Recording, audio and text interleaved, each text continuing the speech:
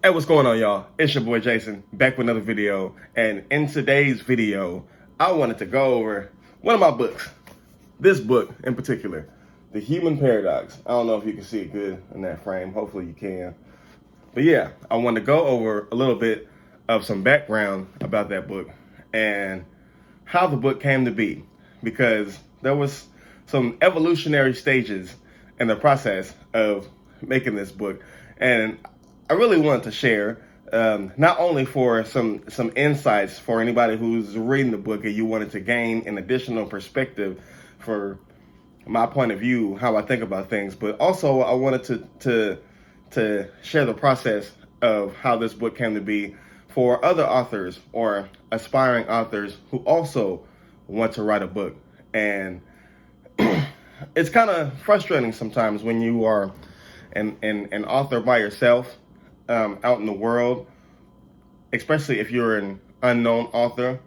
There's lots of tips and lots of advice on YouTube and stuff, but still sometimes it isn't enough and you feel like you're alone, especially like if you don't have an editor, if you don't have a publishing company or something like that.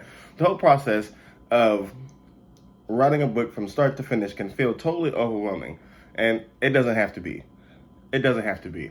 So hopefully by the end of this video, you have a little bit more confidence on how you can get this book done or your book done yourself.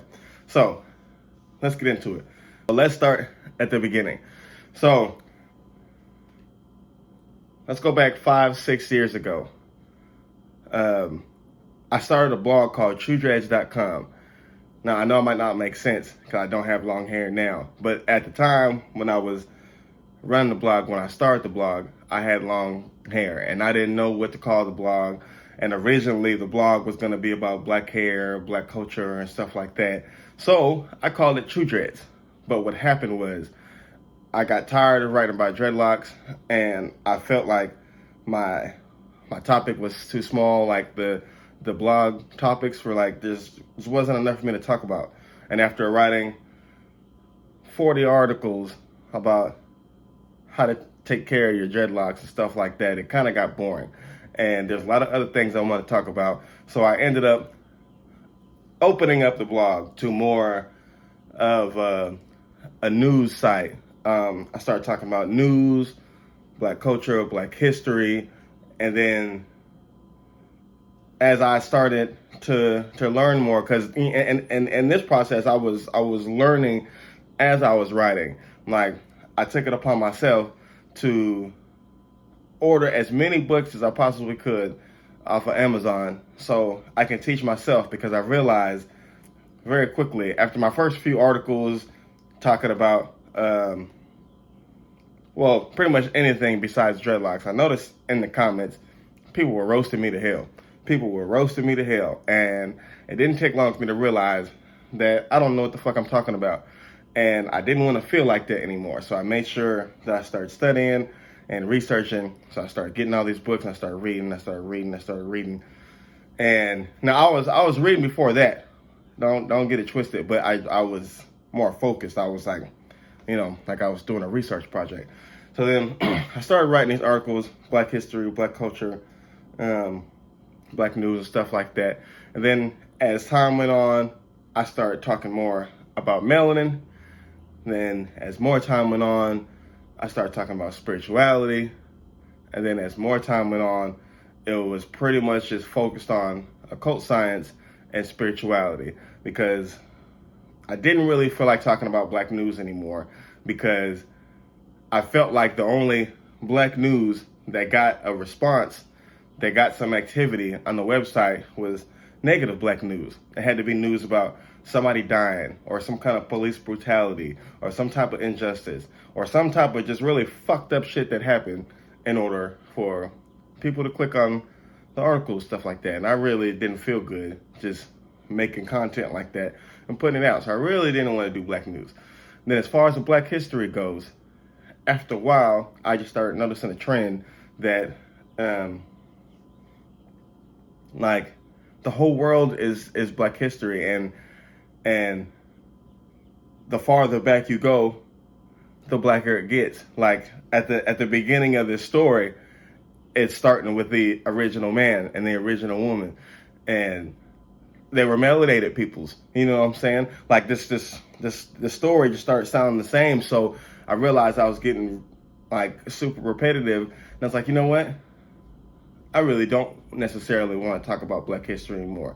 I mean, I get the point. Like, and I think my audience at the time had got the point, because I had already made like 10, 15 articles talking about how the Black man is the original man, how the Black woman is the original woman, and stuff like that. So I kind of just got tired of going in that direction. But once I started getting into occult science and spirituality, I feel like it opened up Pandora's box for me. It opened up a whole new window of thought, a whole new opportunity of ideas, and I ran with it. And fast forward, I took the best articles that were on the website, and then I ended up making this book, The Book of Truth. So part of this book came from this book, but what I did was I had to revise this book. I had to rewrite this, and then I included it into here. So why did I rewrite this? Because at the time when I wrote this, when I wrote these articles, and even when I added it into this book, I was very angry. I was very upset. I was very hostile, and I feel like that reflected in my writing. Now, I'm not saying I didn't have a reason to be hostile, like I wasn't justified to be hostile. But the thing is, when you're trying to share information, and when you're trying to share science, when you're emotional about it, and when you add in that frustration, when you add in the anger, it takes away the rightness of the science. And as the years went by, looking at it, I was like, you know what? I don't think my message got clearly across, because I was just so mad. And I wanted to change that. And at first I thought, oh, well, I can't change it. It's set in stone. It's in a book. Well, shit, you can change it. So what I did was, even though this book originally had 37 5-stars on Amazon, I unpublished it. Now, I'm sure there's some places you can probably still get a copy somewhere. Somebody selling a used copy somewhere may not be the end of the world. And if you email me, I could probably just send you the email file, and you can still get a copy of the book. But really, I'm really not trying to put this version out there anymore. I'd rather put the revised version in here. And the difference is, in this book, I'm not so much trying to teach you. I'm not trying to be a leader. I'm not trying to tell you what to do. I'm telling you about my experience and my journey as a neurodivergent Black man in America. I'm trying to express a feeling. I'm trying to express this frustration of cognitive dissonance that I deal with. You know, the struggle of, on one hand, I'm a limited mortal human being with a fragile existence that doesn't seem like shit most of the time. But on the other end, I am an infinitely expanding consciousness, essentially made of stardust, and I've been here since the beginning, and I always was and always will be. So this frustration, this gap between these two realities, is how is what I'm trying to express in this book from the perspective of a Black man in America. So I think by doing it this way, I really get the message across clearer than what I did in the Book of Truth. So there's that. There's how that process happened. That's how that book came to be. A message that aspiring writers can learn from that is, one, don't be afraid to recycle an old project and reinvent it. You know what I mean? Sometimes we spend a lot of time on a project and we feel like, oh man, I spent so much time on that and it didn't turn out the way I want to. I have to start from scratch, and fuck it, I have to go all the way back at the beginning. That's not necessarily true all the way, all the time. Sometimes you don't have to throw the whole project away. You can go and make changes and reinvent it and move forward. It's not the end of the world. Like, I really feel glad that I was able to reinvent the Book of Truth and add to it and make it into something that more aligned with where I'm at. You know, and I really feel like other artists or other creators or writers, you shouldn't feel afraid about reinventing yourself or reinventing your style, or you know, just don't be afraid to go back and make those changes. Now, how long did this part take? I'll probably say this is probably a couple years process, but the actual finishing, like the most of the work got done in the past like 5 months. But like I said, some of the stuff came from here, but I really took out a lot of the quotes, and I really took out of the useless information. I don't want to say useless.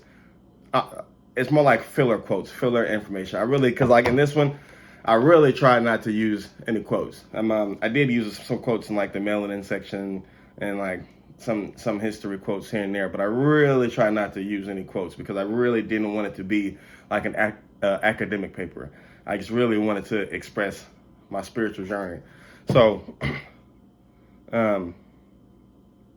there's that. I am working on the next project in the background, but I did manage to start this YouTube channel, and since I started the YouTube channel, I kind of have been a little distracted from the writing. I've been trying to get the YouTube channel goes because I've been having a big problem. I've been having a big problem since I closed down the website and I closed down all my social media sites for TrueJudge.com.